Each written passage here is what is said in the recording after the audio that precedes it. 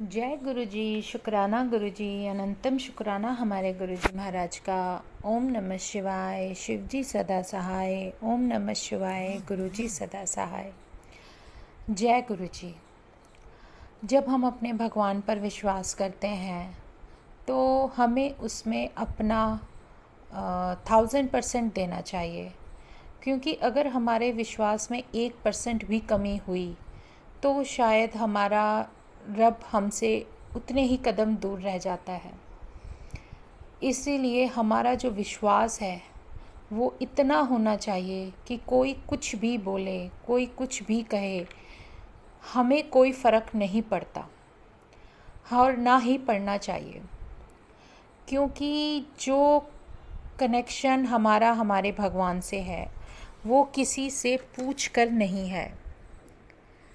हम किसी से पूछें या किसी की परमिशन लें तो वो फिर हमारा और हमारे भगवान का कनेक्शन नहीं हुआ। हमारा जो रिश्ता होता है हमारे भगवान से दिल से जुड़ जाता है, उसमें हमें 1% भी हमारे खुद के मन में ऐसा ना हो कि हमें ये करना है या नहीं करना। जब हमारे भगवान ने, हमारे रब ने हमें कुछ मेहर की है, कुछ ब्लेस किया है, तो वो ब्लेस किया है, वो 1000% ब्लेस किया है। उसमें कभी कोई शंका नहीं हो सकती और ना ही कभी कोई ऐसा हमें सोचना चाहिए कि हमारे भगवान ने दिया। मैंने अगर एग्ज़ाम्पल लो, अगर मैं सत्संग कर रही हूँ, मुझे मेरे रब ने कुछ ब्लेस किया, मैं आप लोगों को शेयर कर रही हूँ, बता रही हूँ, तो मुझे तो डर नहीं ना होना ही नहीं चाहिए कि नहीं, अगर मैंने ऐसा बता दिया तो आगे से मेरे भगवान जी गुस्सा हो जाएंगे या उनकी कुछ कृपा में कुछ होगा। ऐसा कुछ नहीं है, वो तो कृपा बरसा रहा है, लेना हमें है। और अगर हम अपने भगवान जी से जुड़े हैं और उनकी कृपा के बारे में, जो कल्याण वो हमारा कर रहे हैं, जो वो तरीके हैं जो वो अलग तरीके से करते हैं, अगर मैं अपने सत्संग में शेयर कर रही हूँ तो वो भी शायद किसी और संगत के साथ भी ऐसा हो जिसको वो आंसर मिल जाए। तो हमारे गुरुजी का वचन यही था कि जब मैं तुम्हारा कुछ करता हूँ, कल्याण करता हूँ, तुम्हारे साथ क्या तुम्हारा भला हो रहा है वो तुम औरों को बताओ, तभी तो और किसी को भी उसका आंसर मिलेगा और उसको समझ आएगा कि हमारा भगवान किस तरीके से, कैसे सब संगतों की कैसे हेल्प करता है। और ये खाली बताना नहीं है संगत जी, जब हम कोई सत्संग करते हैं, मैंने किया, तो उसमें बहुत सारी ब्लेसिंग्स हैं क्योंकि मुझे मिल रही हैं। और अगर मैं आपको शेयर कर रही हूँ, कन्वे कर रही हूँ, आप लोगों को बता रही हूँ, तो जो भी उस सत्संग को सुनेगा उसको भी बहुत सारी ब्लेसिंग्स मिलेंगी भर भर के। लेकिन अगर मैं कोई ज़रिया बन रही हूँ किसी चीज़ का, तो उस समय मुझे भी उसका कुछ ना कुछ तो ब्लेसिंग रिटर्न में मेरा रब देगा। क्योंकि हम अगर किसी का भला करते हैं तो वो एक अच्छे के लिए ही होता है। हमारे मन में कोई शक ना हो, कोई शंका ना हो, अपने भगवान के लिए अविश्वास ना हो, तो वो चीज़ें बहुत मल्टीपल होके सामने वाले को मिलती हैं। क्योंकि उसमें एक बहुत गहरा रिश्ता, प्रेम, कनेक्शन, ब्लेसिंग्स और हमारा जो फेथ है वो बहुत ज़्यादा होता है। इसीलिए सत्संग की जो इम्पोर्टेंस होती है वो बहुत ज़्यादा होती है। उसमें हमारे भगवान की, हमारे रब की जो कृपा होती है ना, वो कृपा भर भर के होती है। आप इमेजिन भी नहीं कर सकती कि कब क्या पल में क्या हो जाता है। अब जैसे अभी मेरे को एक गुरुजी ने सत्संग याद दिला दिया। अभी मेरे साथ कल इंसिडेंट हुआ है संगत जी कि कल 3 सवा 3 बजे के आसपास ही हुआ होगा। नीचे टाइमिंग तो मुझे करेक्टली नहीं मालूम, लेकिन मेरी शॉप के सामने आप इमेजिन करोगे, एक डॉग है ब्राउन कलर का, मुझे नहीं पता, वो स्ट्रीट डॉग ही होगा, जो भी है, कोई उसको हिट करके चला गया और उसके मुंह से ब्लड आ रहा था और वो डेड हो गया था। तो लेकिन जिसने किया था वो तो चला गया, लेकिन वो वहाँ पर था, उसकी बॉडी वहाँ पर थी। और जब मेरे हस्बैंड ने शॉप खोली तो उन्होंने देखा सामने ये है। जय गुरु जी, उन्होंने बताया, मैंने बाय चांस फ़ोन किया तो उन्होंने बताया ऐसे किया, ऐसे हो गया है सामने। तो और बिल्कुल सडनली, बिल्कुल हमारी शॉप के सामने रोड पर। तब फिर 2 मिनट मैंने आइज़ बंद की। मैं गुरुजी को बोली थी, मैं कहा गुरुजी देखना बेचारे डॉग को क्या हो गया, क्या किसने कर दिया और उसने उसको ऐसे ही छोड़ दिया। तो पता है आपको क्या मिरेकल हुआ है। मैंने पता नहीं क्या अंदर से आवाज़ आई, मुझे गुरुजी ने कुछ बोला। मैंने अपने हस्बैंड को फटाफट से बोला, मैं कहा शॉप में जो गुरुजी का जल प्रसाद है वो आप लो और फटाफट पूरी शॉप में, शॉप के बाहर और जहाँ तक हो सके आप जल को स्प्रेड कर दो, तो उसका छिड़काव करो।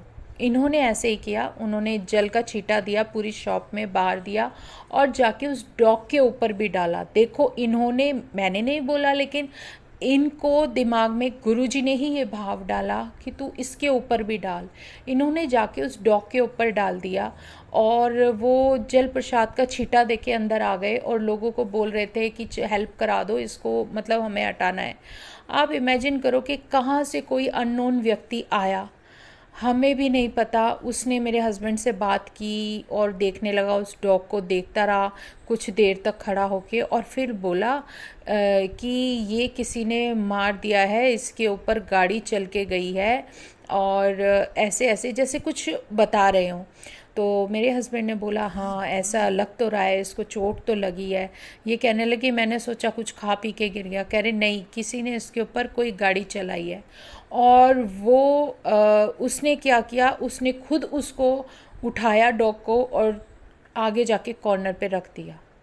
सोचो, मतलब हम सोच रहे हैं, सबसे हेल्प मांग रहे हैं कि किसको बुलाएं, क्या करें, वो अननोन व्यक्ति आता है, उसको उठा के साइड में रख देता है। फिर एमसीडी वालों को कॉल किया जाता है तो वो विद इन 5 मिनट्स आके उसको ले जाते हैं कपड़े में लपेट के। मतलब क्या, जो चीज़ कितनी देर से वहाँ पर थी हम नहीं जानते थे, लेकिन सब कुछ इमीडिएट विद इन 5 और 10 मिनट्स भगवान जी ऐसे करा देते हैं कि हम कुछ समझ भी नहीं पाते। मुझे इस बात की तसल्ली है कि उसके ऊपर गुरु जी का जल प्रसाद डल गया और वो जल प्रसाद डलने का पूरा मतलब यही है कि उसको मुक्ति मिल गई। जब मेरे हस्बैंड ने मुझे बताया तो मैंने कहा बिल्कुल बहुत अच्छा किया जो आपने उस डॉगी के ऊपर डाल दिया, क्योंकि पक्का उसको मुक्ति मिल गई होगी और वो अब शायद दोबारा अगर बर्थ लेगा तो शायद एनिमल ना बने। ये बहुत बड़ी मेहर है हमारे रब की, जो किस तरीके से, कहाँ से, कैसे क्या कर देते हैं कुछ हम समझ ही नहीं सकते।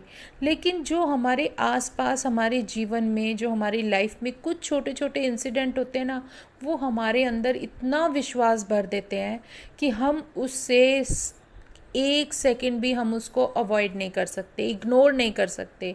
और सबसे बड़ी बात, जब हम गुरु जी से जुड़ते हैं तो वो कुछ भी इत्तेफाक नहीं होता, सब उनकी प्लानिंग होती है।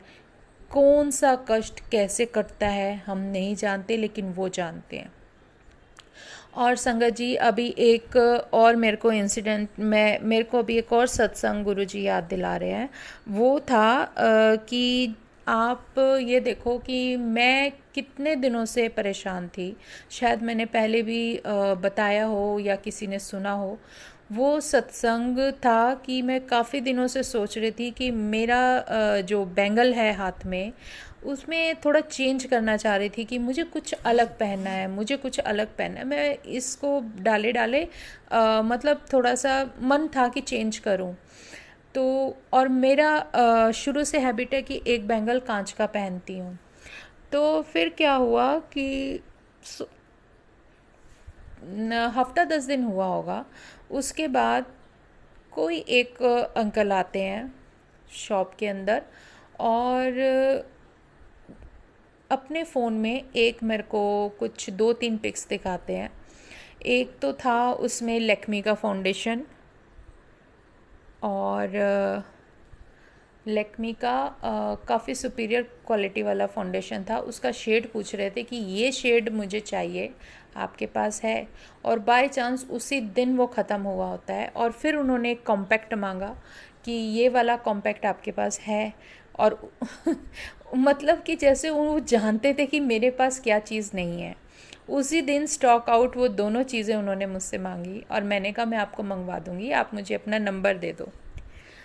लेकिन उन्होंने नंबर तो नहीं दिया, बात करते रहे ऐसे ही। फिर साइड में जो मेरा बैंगल्स का कलेक्शन था शॉप के अंदर, काफ़ी सारी फैंसी बैंगल्स थी, लेकिन उसमें जो कांच का वर्जन रखा था उसमें उन्होंने मुझसे ये पूछा कि ये, एकदम से सडनली उनकी जो लहजा होता है ना बोलने का, वो चेंज हो जाता है। फिर वो पंजाबी पे आ जाते हैं। पहले तो मेरे से हिंदी में नॉर्मली बात कर रहे थे जैसे कोई करता है, लेकिन नहीं, उसके बाद वो एकदम से पंजाबी में आ जाते हैं। ये कंच है? मैं कहा हाँ जी ये कंच है। फिर पंजाबी में ही कुछ कहते हैं, यही बेस्ट है, मतलब यही अच्छा है, यही पहना करो। मुझे बोला कि यही पहना करो। उस टाइम मैं कहती हूँ ना, जब कोई ऐसा कुछ होता है तो हमारे ना हमारी आईज़ पे और हमारे ना उस पे सोच पे पर्दा डाल देते हैं गुरुजी, नहीं तो हम पहचान ना जाए उन्हें। तो फिर उठाए उन्होंने, कुछ 4 बैंगल्स का सेट उठाया। ये उसका प्राइस पूछा, फिर मैंने बताया। फिर दूसरे का प्राइस पूछा, फिर मैंने बताया। फिर कहने लगे मेरी वाइफ ना दूर रहती है, और जब वो आएगी ना तो मैं उसको फिर यहाँ से लेकर जाऊँगा, आप मेरा सामान मंगा के रखना। और फिर उन्होंने फिर वही बैंगल्स के जाने मुड़ जा रहे थे तो मुड़ के फिर मुझे देखा। फिर कहने लगे ये जो कंच है ना, ये कंच ही अच्छा है, यही पहना करो। मतलब मैं सडनली शॉक्ड। मैंने कहा मतलब मैंने तो नहीं पूछा कुछ भी कि मैं क्या पहनूं क्या ना पहनूं। उस टाइम तो हम लोग बिल्कुल वो जाते ना ब्लैंक, कि हमें कुछ पता ही नहीं हम क्या सोच रहे थे क्या नहीं सोच रहे थे। कहा नहीं, कंच ही पहना करो, यही अच्छा है। और मतलब वो जो चीज़ें मैं आपको बता रही हूँ संगत जी, वो सब कुछ वो पंजाबी में बोल रहे थे। मेरी पंजाबी इतनी अच्छी नहीं है, और जिस लहजे में वो मुझे बोल कर गए तो मेरे को शॉकिंग था। लेकिन जब वो चले गए तो बाद में मेरे खुद ही दिमाग में गुरुजी ने याद दिलाया, तू ही तो पूछ रही थी कि क्या पहनूं क्या पहनूं, कंच ही ठीक है, कंच ही पहनेगी। मतलब आंसर ऐसे दे दिया, और मैं अंदर ही अंदर खुश। जैसे होता है ना कि कोई चीज़ तुम परेशान हो बहुत दिनों से, मन हो ना हो भाड़ में जाए। मैंने कहा जय गुरु जी, अगर आपका ऑर्डर है, आपका हुक्म है तो कंच ही ठीक है। कांच एक्चुअली हमारे यहाँ भी और सब जगह सब यही बताते हैं कि ये ना थोड़ा ठंडा होता है तो बॉडी के लिए अच्छा होता है, तो कांच पहनना चाहिए। जो हम मेटल वगैरह पहनते हैं तो वो इतना अच्छा नहीं बताते, या तो गोल्ड पहनो, डायमंड पहनो, या फिर कंच पहनो, आर्टिफिशियल चीज़ें मत पहनो। तो यही सब कुछ समझाया तो बड़ा मतलब अलग सा लगा। लेकिन बाद में सोचा कि गुरुजी आप आंसर करते हो, कहाँ से आ जाते हो, कैसे आ जाते हो, हमें समझ भी नहीं आता, याद भी नहीं रहता कि क्या हो जाता है, कभी पल में कुछ का कुछ कर देते हो आप। बहुत बड़ी मेहर है हमारे रब की, बहुत बड़ी। जब वो हमें आंसर करते हैं ना, लेकिन जब आंसर करते हैं तो संगत जी कई बार ऐसा लगता है कि हम जो सोच रहे होते हैं ना, हमारे थॉट्स चल रहे हैं या हम कुछ बोल रहे हैं, कुछ बात कर रहे हैं, तो वहाँ पर ना गुरुजी बिल्कुल ब्लैंक कर देते हैं, जैसे हम बिल्कुल ज़ीरो। और हम उनकी तरफ देख रहे हैं और हम कुछ उनसे बात भी कर रहे हैं और वो ज़ीरो, सब कुछ भूल जाते हैं, सब कुछ। जैसे मेरे साथ ज़्यादातर यही होता है कि मैं बड़े मंदिर जाती हूँ, इतना कुछ सोच के जाती हूँ कि मैं ये बोलूँगी मैं वो बोलूँगी, वहाँ जाके मैं बिल्कुल ब्लैंक हो जाती हूँ और उन्हें सिर्फ देखती रह जाती हूँ। और कुछ जो मन में होता है ना, जैसे कुछ बोलूँगी बोलूँगी, वो चीज़ें सब बिल्कुल पता नहीं कहाँ कौन सी दुनिया में खो जाती हैं, मुझे नहीं पता। मैं बस सीधे सीधे चाहती हूँ, उन्हें देखती रहती हूँ और ब्लैंक होके, और उसके बाद जो है सीधा सीधा चलते हुए जहाँ हमें गुरुजी के सेवादार लेके चल देते हैं, उसी लाइन में चलते चलते कब बाहर आ जाते हैं। बाहर कब आ जाते हैं हमें पता ही नहीं चलता। मैं कहती हूँ गुरुजी मेरे साथ क्या होता है, ये ऐसे नहीं होना चाहिए ना, जो मैं सोचती हूँ जो आपको बोलती हूँ तो फिर वो वही चीज़ आंसर वही मिलता है, पूरा दिन तो तुम्हारे साथ रहता हूँ, जो मर्जी बोला करो। सच में वो हमारे अंदर है, हमारे अंदर से वॉइस आती है संगत जी, गुरु जी की। बस हमें ना एक चीज़ एक्सेप्ट करने में बड़ा टाइम लग जाता है, समझने में सोचने में बड़ा टाइम लग जाता है कि हमारा भगवान हमारे अंदर बैठा है, और उसके लिए जगह सिर्फ हमें ही बनानी है। हमें ये सब फालतू की चीज़ें हटानी है ताकि वो अंदर हमारे दिल में विराजमान रहे, हमारे दिमाग को, हमारे सोच को, हर चीज़ को पवित्र बनाना पड़ता है। हर उस चीज़ में जिसमें नेगेटिविटी हो उससे दूर हटना पड़ता है। कभी डरना नहीं चाहिए, लेकिन कभी कभी डर लग जाता है, क्योंकि कुछ चीज़ें ऐसी होती हैं जिसको देखकर हमें कुछ मिनट्स तो सडनली डर लगता है, जैसे कुछ दिख जाता है। अब जैसे जब से मेरे रब जुड़े हैं और जब से मैं जुड़ी हूँ गुरु जी से, तो मुझे जैसे बीच बीच में उन्होंने अमृत वेले के बाद जो कुछ भी दिखाया वो सब देख देख के मैं डरी हूँ, सच में डरी हूँ।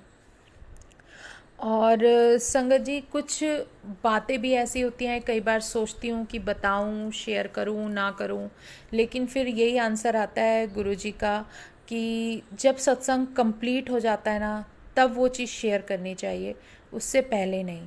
अच्छा, एक चीज़ बताती हूँ, मैंने कुछ सत्संग में पहले भी आपको बताया था कि एक दिन हमारी लाइफ का ऐसा था जब गुरुजी ने जब आए थे और जब सत्संग वगैरह हुआ था, तो उसके बाद कुछ उन्होंने ऐसा किया था कि उस दिन सबको सबकी विशेज़ मिली थी। जैसे मेरा बेटा काफ़ी दिनों से ऑफिस की वजह से बिज़ी था शेड्यूल में, तो वो उसको बाहर जाना था फ्रेंड्स के साथ और वो जा नहीं पा रहा था, लेकिन वो उस दिन गया। और दूसरे बेटे को जो चाहिए था वो उन्होंने दिलवा दिया। फिर छोटे वाले को घूमने जाना था तो उसको घूमने भेज दिया। मुझे सत्संग करने का मन था तो मैं सत्संग कर रही थी। मेरे हस्बैंड को जाना था खाटू श्याम घूमने के लिए, तो उन्होंने उनको वहाँ भेज दिया था। लेकिन अभी कुछ दिन पहले अचानक से कुछ अजीब सा हुआ, जो मेरे बेटे का नया CPU आया था। आप इमेजिन करोगे कि कभी हमने ये सोचा है कि जो काउंटर है, जो उसका ऑफिस का टेबल है, उसके ऊपर उसका CPU रखा है, और CPU के अंदर कम से कम 6 से 7 इंचेस लंबा एक वो होता है ना कान खजूरा, वो अंदर जाके उसके मदरबोर्ड के ऊपर लग जाता है, पूरा का पूरा इतना लंबा, और वो उस जगह करता है जो कि मदरबोर्ड उड़ा देता है। उसमें स्पार्किंग कब हो गई, कब जल गया, कुछ नहीं पता चला। लेकिन जब उसका वो चला नहीं, काम नहीं कर रहा था, तो देखा कि उसका मदरबोर्ड ही उड़ गया। मतलब इमेजिन कि हमें तो यही समझ में नहीं आ रहा था वो अंदर गया कहाँ से, कहीं जगह नहीं है, कुछ नहीं है। और मुझे याद है कि कुछ दिन पहले मैंने सत्संग में ज़रूर ये शेयर किया था। मैं कहा गुरुजी, जब मैं ऊपर वाले फ्लोर की 4th फ्लोर की सफाई कर रही थी, तो वहाँ से एक कान खजूरा, लिजर्ड, इस टाइप का कुछ ऐसा निकला था जो मैंने हटाया था वहाँ से। तब मुझे पता चला कि हाँ, ये चीज़ें आ जाती हैं। मैंने सोचा शायद बारिश में या ट्री से कुछ ऐसे आ गया होगा, तो कोई बहुत बड़ी बात नहीं, क्योंकि सामने ही सारा ओपन है और ट्री है और पूरा ओपन एरिया है। लेकिन अब जो ये हुआ, उसकी टेबल के ऊपर, उसके अंदर, और जाके वहाँ पे इतना बड़ा कान खजूरा बैठा है और वो जल गया है और उसने पूरा मदरबोर्ड उड़ा दिया। मतलब समझ में नहीं आया, हम सब हैरान। मेरे बेटे ने दिखाया कि देखो ये कैसे हो गया, लेकिन गुरुजी की महिमा देखो, वो हमने हटा दिया पार्ट, लेकिन फिर भी वो CPU काम कर रहा है। तो ये उनकी मेहर ही है। उन्होंने कहा कि बेटे का काम नहीं रुकना चाहिए, और सच में वो सब कुछ ठीक है, सब कुछ काम कर रहा है, तो ये तो उनकी कृपा है जो उन्होंने ऐसे किया। बट एक चीज़ अमेजिंग है, सोचने वाली बातें हैं कि कुछ चीज़ें अलग होती हैं। जैसे हमें कुछ दिखा देते हैं ना, जैसे गुरुजी हमें कुछ दिखाते हैं, बताते हैं, तो वो सच होता है। और सच में कहते हैं कि बहुत बड़ी पावर होती है। और ऐसे ऐसे चीज़ें सामने, मतलब जैसे एक होता है ना, मूवी चल रही है, हम कोई मूवी देखते हैं, तो उस तरीके से वो सब कुछ दिखा के चले जाते हैं विद इन 3 और 4 मिनट्स। और हमारी जो सिमरन चल रहा होता है, उस टाइम में जो हमें सब कुछ दिखा दिया जाता है, लेकिन गुरुजी ये बता देते हैं कि ये सच है, ये सब कुछ हो रहा है रियलिटी में, लेकिन हम हर किसी को नहीं शेयर कर सकते। जब तक सत्संग पूरा ना हो तो हम वो बता भी नहीं सकते। तो बहुत सत्संग संगत जी मेरे अभी होल्ड हैं, जो पूरे होंगे, गुरु जी की मेहर होगी तो मैं आप लोगों के साथ शेयर करूँगी। ये कोई बहुत बड़ी बात नहीं है, लेकिन हाँ एक बात बताऊँगी। जैसे कुछ टाइम से मेरे हस्बैंड को जैसे बार बार पैर में स्वेलिंग आ जाती थी, और वो थोड़ा हेल्थ इशू बन रहा था। समझ में नहीं आ रहा था क्या था क्या नहीं था, लेकिन उसके लिए भी गुरुजी ने मेरे हस्बैंड को ही दिखा दिया कि क्या दिक्कत थी, ड्रीम में था, किन कष्टों से उन्होंने उन्हें बचाया। कई बार पता है हमें पता नहीं चलता, कभी आप लोग चलते हो या कुछ रोड पे चलते हो, आपकी नज़र नहीं जाती और आप किसी गलत चीज़ पे पैर डाल दो या कुछ हो, तो ऐसा भी हो सकता है। 1-2 बार इनसे हुआ गलती से, और नहीं समझ में आया कि क्या था क्या नहीं। लेकिन जब हमारे घर में हमारा रब खुद आ जाता है और एक पॉजिटिव एनर्जी जो एंटर कर जाती है, तो वहाँ पर कोई नेगेटिविटी नहीं रह सकती। उस नेगेटिविटी को वहाँ से भागना ही पड़ता है। और वो देखो, उनकी भी अपनी एज होती है। अगर कोई चीज़ आपको परेशान कर रही है तो हमारे कर्मा से कोई कनेक्शन ऐसा होता है जिसकी वजह से अगर रब है तो हमें कहते हैं ना कि हमें तो कर्म भुगतने हैं, लेकिन जो भी कर्मास क्लियर होने होते हैं, हर उसका अपना एक टाइम होता है, एक वक्त होता है जो फिक्स है। अब सपोज़ करो कि कोई भी, आपने पहले भी देखा होगा कि कितने भी राक्षस हुए हैं, बड़े से बड़े राक्षस हुए हैं, कोई भी एक ऐसी इविल एनर्जी है, लेकिन उसकी भी लाइफ टाइम के लिए कुछ उनकी एज बताई जाती थी कि इतनी एज इसको जीनी ही जीनी है। अब उस एज में वो जितना भी जो करेंगे वो करेंगे, लेकिन उससे जो परेशान होते थे, उनका भी कोई झेलने का वक्त होता है, टाइम होता है, उसको भी झेलना पड़ता है। तो ये सारा एक सर्कल चलता है, जो हमें जिस टाइम तक हमें झेलना है वो तो हमें बर्दाश्त करना पड़ेगा, लेकिन नेगेटिविटी का भी अपना एक टाइम पीरियड होता है, वो अपने टाइम से पूरी होके जाएगी। और लेकिन उस टाइम में हमारा बहुत कुछ क्लियर हो जाएगा, हमारे पता नहीं कितने कर्मास कट जाएंगे, कितने कष्टों से हमारा भगवान बचाएगा। और सच में कुछ ना कुछ ऐसा होता है जिससे हमारे भगवान बचाते हैं।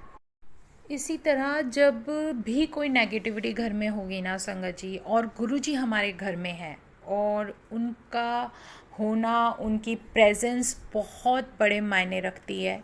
आप इमेजिन करोगे जितने दिन भी लगें, लेकिन आपकी लाइफ में या आपके घर में, मैं कह रही हूँ जितनी भी नेगेटिविटी होगी सब बाहर, लेकिन थोड़ा वक्त लगता है, प्रोसेस में थोड़ा बहुत वक्त लगता है। इतने जन्मों का और इतने पुराने टाइम का इतना सब कुछ सफाई करने में वक्त लगता है। जैसे कोई कपड़े हों या कुछ भी गंदगी हो, आपको सफाई करने में थोड़ी मेहनत लगती है, इसी तरीके से इसमें भी वक्त लगता है। अगर वो हैं, जैसे घर की नेगेटिविटी है, पता नहीं कब से है क्या नहीं है, हम नहीं जानते, लेकिन वो कैसे हटाएंगे वो वही जानते हैं। लेकिन हाँ, जब जैसे देखो, अगर उन्हें ये भी पता है कि इसका ट्रीटमेंट कैसे होना है, उनको रास्ते भी वही निकालते हैं।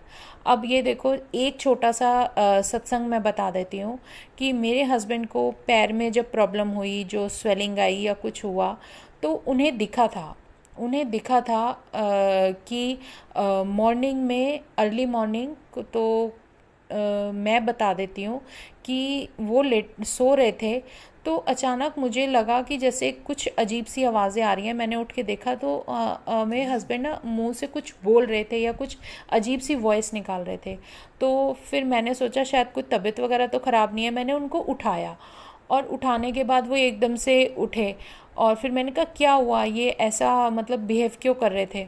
तो कहने लगे नहीं। मैंने कहा बताओ सच में बात क्या है? फिर उन्होंने बताया कि मैंने अभी खुद देखा है अपनी आंखों से कि मैं एक बहुत बड़े महल जैसी जगह से सीढ़ियों से उतर रहा हूँ, और मतलब नहीं, वो तो हैं चढ़ रहे थे, सीढ़ियों पे चढ़ के अंदर जा रहे थे, और जो वहाँ से उतर रहे थे वो एक हस्बैंड और वाइफ थे। और वो जो लेडी थी वो अजीब सी मतलब जैसे होता है ना, खींच खींच के जैसे दांत वगैरह पीस के, मतलब बड़े गुस्से से मैं देखती हुई जा रही थी। हस्बैंड वाइफ वहाँ से उतर रहे थे सीढ़ियों से, और ये ऊपर जा रहे थे। और सच में वो कह रहे, वो देख के मैं डर गया, और मैं इतना हैरान था। और वो जो जगह थी वो थी महल की तरह, जैसे कोई राजमहल की तरह सजा होता है, वो जगह थी वो। और मुझे नहीं समझ में आया कि ये कौन सी जगह है, क्योंकि मैंने नहीं देखा, और वो चीज़ वही पहचान सकते हैं जिन्होंने देखा। और कह रहे वो सब हुआ, और उसके बाद अचानक से मेरे पैर में इतना दर्द हो गया, इतना पेन हो गया। ये उठे तो वो पैर स्वेलिंग किया हुआ था, पूरा का पूरा, इतनी स्वेलिंग किया हुआ था। तो मैं कह रही जय गुरु जी, पता नहीं क्या चीज़ थी, जो है तुम ही ने पार उतारना है। और सच मानोगे, उनकी पैर में स्वेलिंग है, दर्द है, वो दवाई ले रहे हैं, लेकिन गुरु जी को पता था इसकी दिक्कत क्या है। उन्होंने रात तक उनको उनके हस्बैंड के साथ, उनके फ्रेंड के साथ, मेरे हस्बैंड को उन्होंने भेज दिया हनुमान मंदिर, जो सीपी में है। वो वहाँ गए उस पेन में भी, लेकिन ये जो अंदर जाने की जो कहते हैं ना भाव आता है, ताकत आती है, ये सब उन्हीं की कृपा है। उनकी कृपा की वजह से ही वो वहाँ गए हैं। वो वहाँ गए हैं हनुमान मंदिर में दर्शन करने। अब ये सोच लो कि वो वहाँ दर्शन कर रहे होंगे, और मैं जब यहाँ गुरुजी के पास बैठी हूँ तो मुझे गुरुजी के पास से इतनी अच्छी फ्रेगरेंस आ रही थी, इतनी अच्छी फ्रेगरेंस आ रही थी कि मैं हैरान थी। मैंने कहा देखो, मैं नहीं गई, लेकिन मेरे गुरुजी ने मुझे यहीं बैठे बैठे ब्लेसिंग दे दी। मतलब एक उनका जो करने का तरीका है, जो उनका प्यार है, वो कहीं भी किसी भी वक्त किसी भी समय आप पर बरसता रहता है। उसके लिए किसी पर्टिकुलर जगह का होना ज़रूरी नहीं है। ज़रूरी नहीं है कि आप वहाँ जाओगे तभी आपको अलग से ब्लेसिंग मिलेगी, ऐसा कुछ नहीं है। अगर आपका कल्याण वहाँ लिखा है तो आप वहाँ जाओगे, और जहाँ ज़रूरी होगा तभी आप जाओगे। आपके साथ अंग संग आपके गुरुजी हैं, आपका भगवान है, आपका महाशिव है। उसे पता है कब कहाँ जाकर तुम्हारा कल्याण होना है, कब कहाँ का लंगर प्रसाद खाओगे तुम। और तो आपको सोचने की ज़रूरत नहीं है।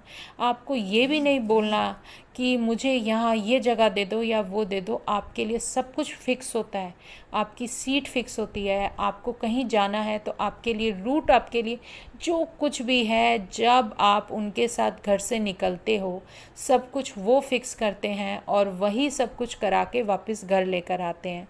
लेकिन जो हमारे लिए बेस्ट होता है वही होता है। ज़रूरी नहीं है हम ये सोचे कि यार हमें इतना चलना पड़ गया, हम वहाँ गए, इतनी दूर गए, ऐसे चले, इतना चलना पड़ा, ये वो, इतनी प्रॉब्लम हुई। नहीं, हो सकता है वो जो आप प्रॉब्लम आप करके आ रहे हो ना, जो उस टाइम आपने प्रॉब्लम सही है, वो आपकी लाइफ का कौन सा पार्ट ख़त्म कर देगी प्रॉब्लम का, वो आप इमेजिन भी नहीं कर सकते।